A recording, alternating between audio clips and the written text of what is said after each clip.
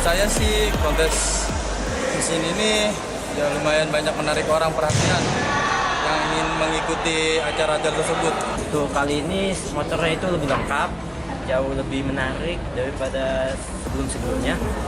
Pameran ini bagus, kenapa? Karena di sini saya bisa melihat banyak motor-motor yang dimodifikasi dari motor misalnya Scoopy. Carnaval Condition motor saat ini sangat bagus karena kita bisa melihat berbagai macam motor dan modifikasinya. Motor Vespa ya mungkin karena saya juga lebih suka Vespa ketimbang motor lain. Yang motor paling menarik ada dua, yang sebelah sini dia pakai keranjang dan yang sebelah sana dia dimodifikasi gambar SpongeBob.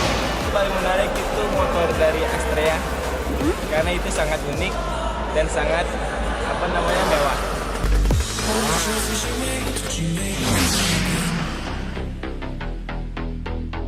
All the lies that you told, did you believe in them?